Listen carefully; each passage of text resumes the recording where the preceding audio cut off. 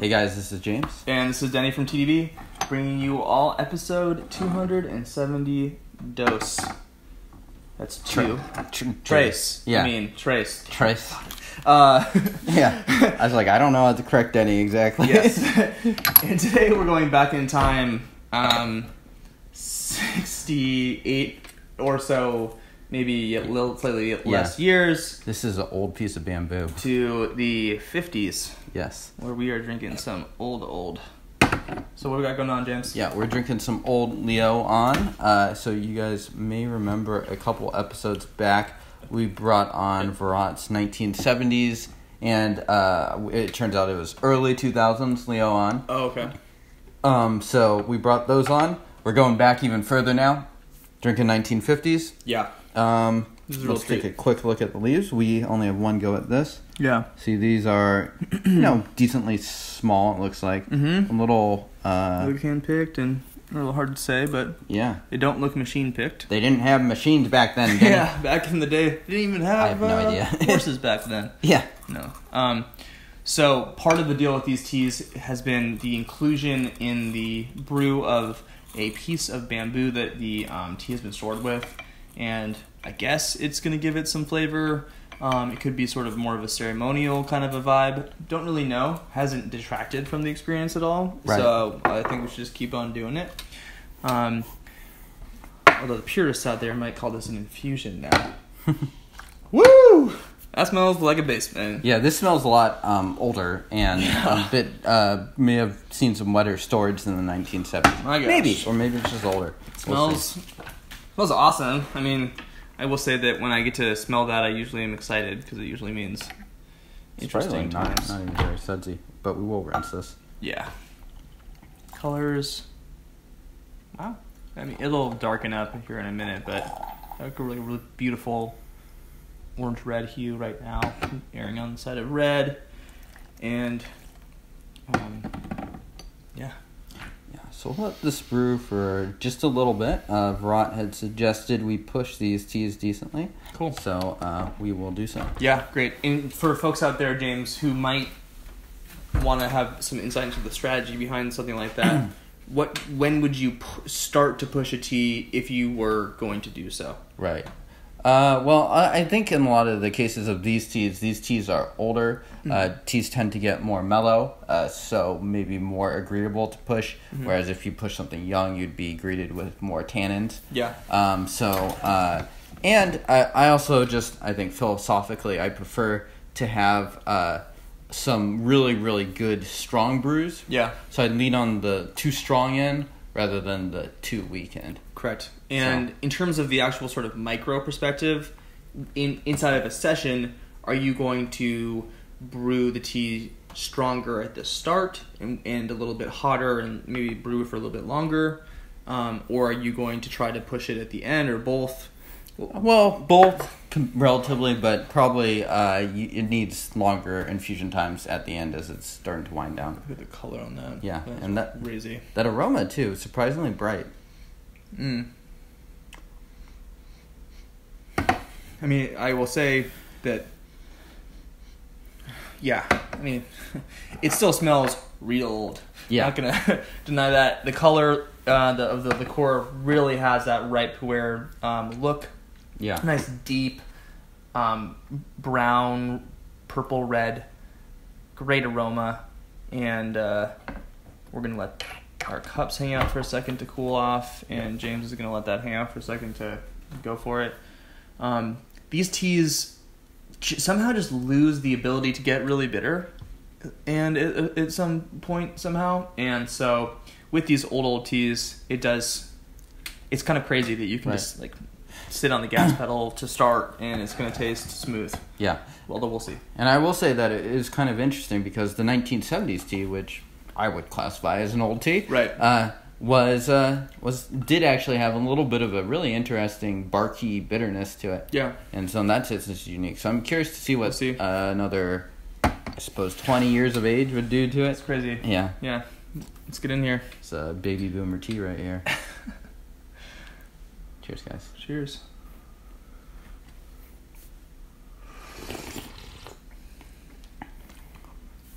That's an interesting, almost metallic. Actually, this kind of has a bit of that barky bitterness too.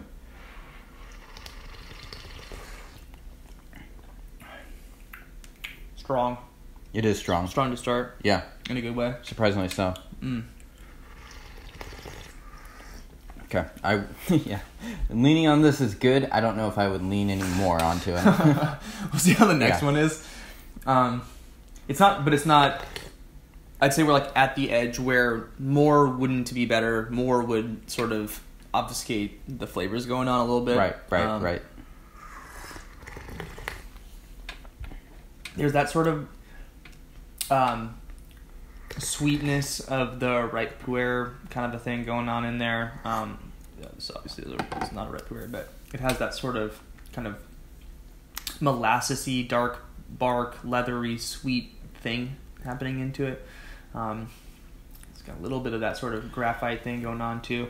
I feel like it has a bit of that really active, kind of like barky, medicinal woodiness to it. Yeah. Man, we're like drinking a cup of aged biosphere right now, if you think about it. I don't know what that is. I don't really know what that is either. I just kind of made up something that I thought would sound cool, but you should have said yes. Yeah, totally. I love aged biospheres. Thank you. Yeah. Good. Now that we're all on the same page about how smart I am, let's continue drinking. Yeah. Tea does not make you smarter, guys. Or does it?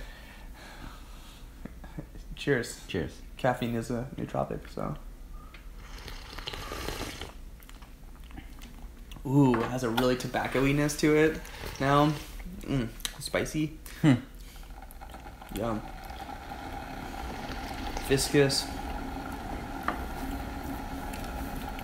How do you think this tea compares to the 1970s? Is it like... I feel like it's earthier, maybe. Yeah, I was going to say, I think it has just a little bit... maybe not quite as high-note sweet. And... yeah, just has a little bit more... deeper flavors. There's a bitterness to this cup that's really enjoyable. Kind of reminds me of a light coffee in some sense. Right. It's crazy. I don't expect bitterness at all for something that's like 60 to 70 years old, but it's... We did brew that for a minute. That's true. Yeah. I mean... really good. I think lively, and... Does it taste like the same type of tea as the 1970s?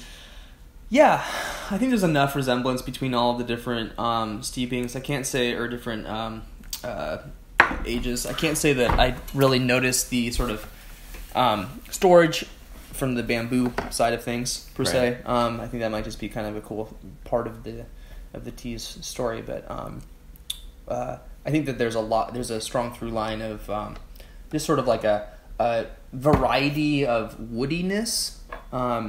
Ranging from younger tasting and hot to sort of these old, deep, almost oaky flavors. Really good. Still brewing up dark AF. Yep. Your brewing pot, too, is going to brew a little bit more slowly because of the long spout for folks out there, too. So if you do want to just kind of go ham, you can use something a little bit more like this. Yeah, you can see how... snub-nosed. Yeah, exactly. Yeah. So... yeah, so better. This is fine for teas where it's usually okay to brew a little bit longer. Really delicious. I think this tea demands a lot of attention. It's a tea that it just... and I don't mean that in a you have to think about it way. I mean that in a it's happening to you way. There's a lot going on in this tea. It's potent in a good way. I think it has a great residual mouthfeel. I'd say that one thing that I can't tell yet, there's not too much of those sort of like deep tasting flavors. Sometimes some pu'erhs can kind of do that for me. This one not quite as much, a little bit more concentrated.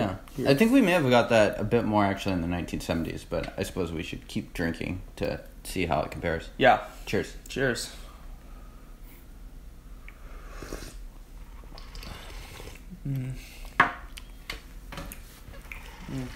Has a sort of sassafrasy root beer kind of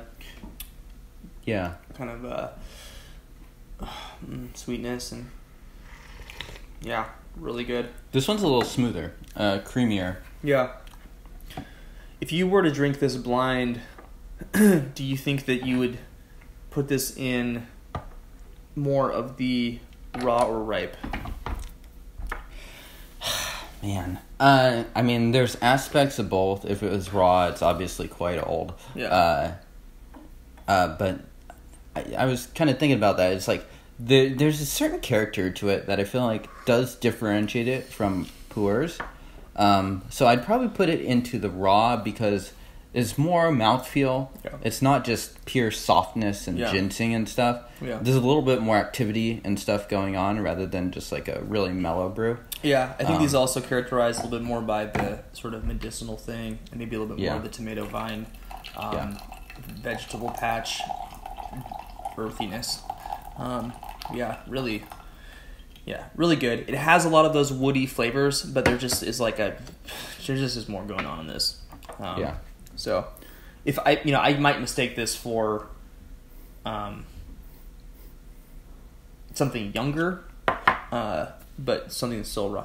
Yeah, I mean, at this age, it's kind of hard to guess the age. It's like the base profiles of like the sort of earthy profiles tends to converge. So it's like, would 100 years taste way different than this? I'm not totally sure that it would. Yeah. Well, let's keep on going. Yeah. Yum. So this is infusion number 4, and when we talk about pushing it, I think there is zero question on whether you should use boiling water or not. You should absolutely use boiling water for something like this. Right. Brewing at green tea temperatures would be a fucking waste. Right.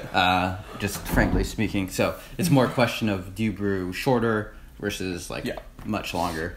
And how frequently are you boiling your water? Right.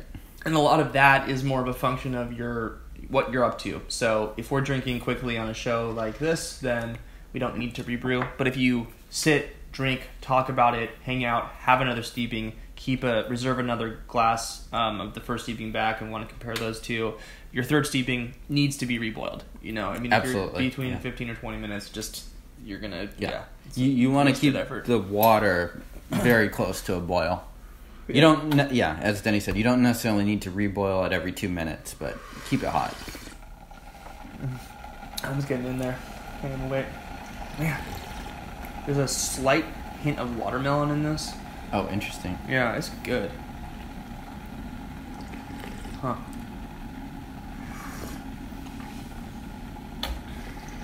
I think that these steepings are reaching their stride, and also brewed a little bit of lighter insofar as they're brewed for less time. So even though I think that the potency is increasing, I think that the balance is also improving a little bit.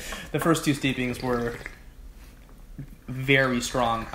Had someone used, and we'll go into the ratios, had someone used probably a little bit less, I think that having sit on it that much in the first steeping would have been great. Yeah.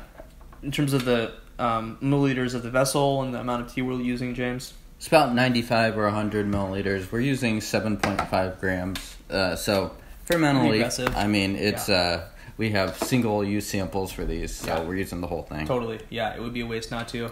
And it's really good, palatable at this point here. Really tasty.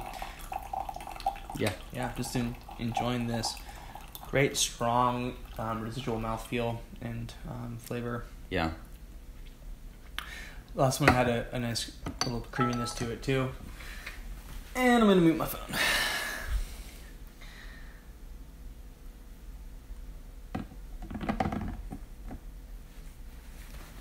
You good? Yep. All right. Cool. So we are going to do 2 more of these on camera. So this one and one more. All right. Steve number 5. Yep. A tea like this, you should not throw it out too early. Oh, yeah. Cheers. Cheers.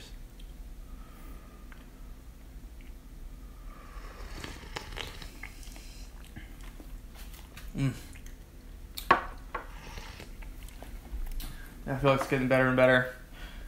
Some of the darker kind of barkierness has lightened up a little bit. Right. And I think it's created some space for some of those higher notes. Yep. Seasonally, would this be something that's more suitable to winter months? I think something this potent, yeah, honestly. Yeah. Yeah. Not that I'm not enjoying it now at all, but it's just, yeah, this is one of those, like, afternoon, taking up your whole afternoon and then cold soaking at night kind of a tease. Yeah. Yeah, it's strong.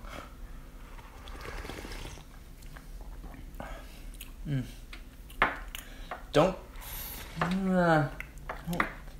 don't think there's enough sort of approachable flavors for this for the for passing the mom test. No, not a good idea. Yeah. Yeah. This is definitely kind of a teen-nerd tea. Also, the price tag is probably of the teen-nerd quality. Frankly, there probably isn't really a price tag on this guy.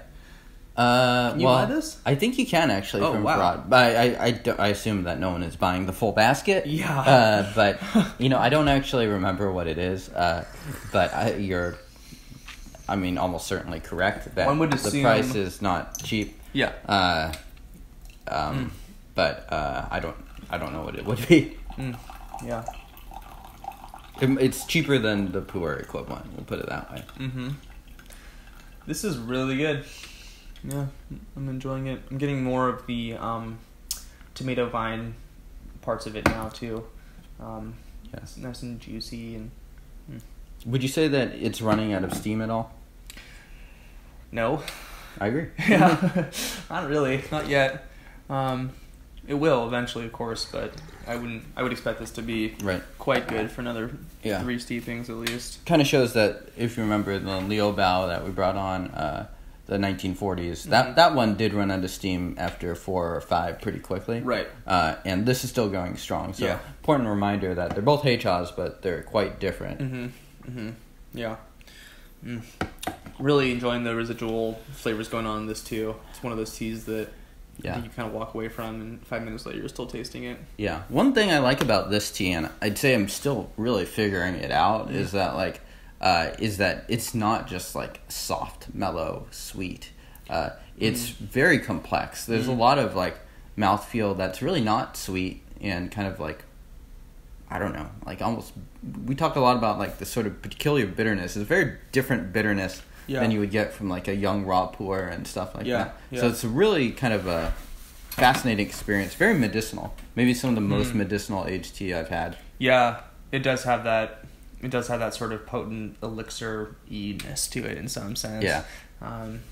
It's freaking delicious. Keep going. Is this the last one we're doing on camera? Yeah. Whatever. Yeah. All right.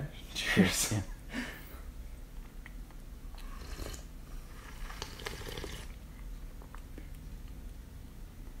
I think the cool thing about something like this is that there's enough going on here that you kind of get a wave of one flavor, it sort of dies off, and there's something that was hidden there, and now it's exposed. And I feel like we're kind of getting into that more now. It's a little bit less woody and barky to me at this point. It has a little bit more of that sort of vegetal and medicinal thing. Interesting little notes of stuff, little hints of creaminess, little hints of some just, weird sweetness. Really good. Yeah. Complicated. Hard to, this is some old stuff. Very unique, yeah. We've had our, as far as Westerners go, we probably had our fair share of old stuff. Yeah. Oh, excuse me, I got the heicha burps. We've had our fair share of old stuff on the show. Yeah. And I'd say this one is pretty unique as far as those goes. It doesn't totally... It's similar, but different from, I think, some of the pu'erhs that we've had that are quite old. Yeah. I think one of the most characteristic differences with this one is that it has a really strong sweetness still. And, just like a wonderful kind of tanginess to it. James, if folks want to grab this tea... Well, you can, for the time being, I believe. You can buy a sample from Varat. So he's got the Guide to Pu'erh Tea blogspot. You can also check it in the description box below. Yeah. He's doing a sampling of the 3 different teas that we featured, the 2000s, the 1970s, 1950s. I suspect the price goes upwards in that direction as well. So I'm not sure if you could buy just one of them or whatever, but it's quite a fascinating sampling, I would say. Like if you, if you want to go deep and you want to go into it, this is a great place, and it's uncommon to be able to pick up something this old.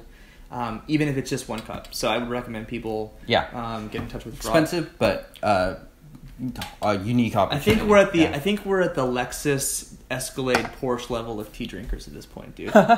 You guys got it. I don't know cars, so I don't get it at all. Yeah, I don't know either. I think Lexuses are cheap, actually. I don't know.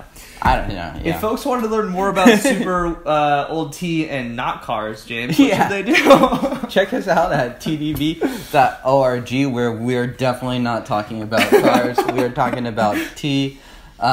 We have check out some of our older reviews on Varat's tea if you missed them. Check out our old review, our 5-year anniversary review on the 1940s Liubao. Had some really interesting HTs on the show recently, so it's our privilege to try those. Thanks, Varat. Hit the thumbs up button if you have made it this far, and you must have enjoyed it, unless you're just hate watching us. In that case, sick sadistic pleasure. Yeah. It's like, I can't believe Denny said that. Tomato vine? What is this nonsense? So thank you guys for tuning in this far, and hit that subscribe button, and we will see you all next time. Cheers.